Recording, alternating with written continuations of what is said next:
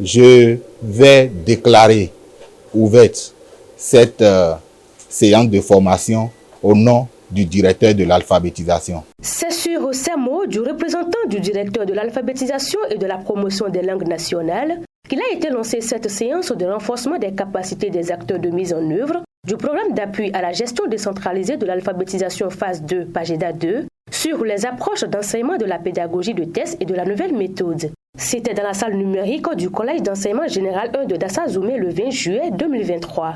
Cette séance, qui a connu la participation des cadres du ministère des APLN et d'IPIC, des CSAF Alibori, Atakora, Borgou, Colline et Donga, des acteurs communaux CCA et PFE, des superviseurs des OPA et des personnes ressources précédemment impliquées dans le développement ou la mise en œuvre de l'approche qui vise à leur permettre de mieux assumer leur rôle dans l'organisation des suivis des centres d'alphabétisation. Nous avons initié cet atelier parce que le PAGEDA intervenait dans 2 départements, le Borgou et l'Aribori. Après cette année, pour la phase 2, le PAGEDA est étendu dans les départements de l'Atakora et de la Donga.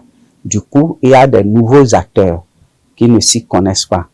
Et comme ils sont appelés à faire le suivi des centres, nous nous sommes dit qu'il vaut mieux qu'on renforce leurs capacités pour qu'ils puissent bien opérer le suivi dans les centres. Les centres étant ouverts, si on ne le fait pas, ils auront des difficultés pour faire le suivi.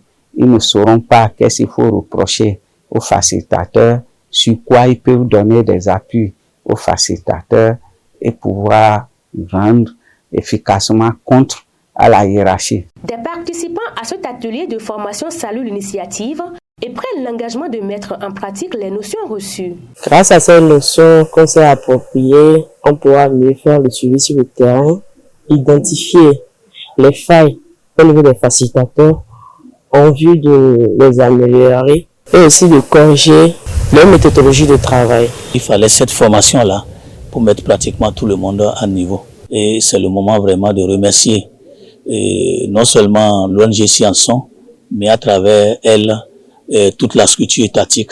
Ces enseignements seront mis en œuvre parce que ce n'est pas théorique, donc ça ne peut même pas être rangé dans des tiroirs, quoi.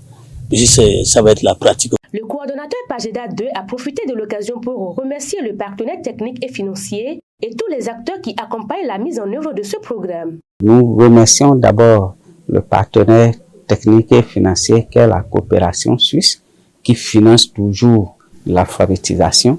Nous remercions aussi le ministère des enseignements secondaires, techniques et de la formation professionnelle à travers la direction de l'alphabétisation et de la promotion des langues nationales qui ne ménage aucun effort quand il s'agit de la promotion des langues nationales et de l'alphabétisation dans les 4 départements où nous intervenons. Au cours de cet atelier, la directrice départementale de l'enseignement secondaire technique et de la formation professionnelle des collines a honoré les acteurs de sa présence et leur a souhaité bon courage pour la suite.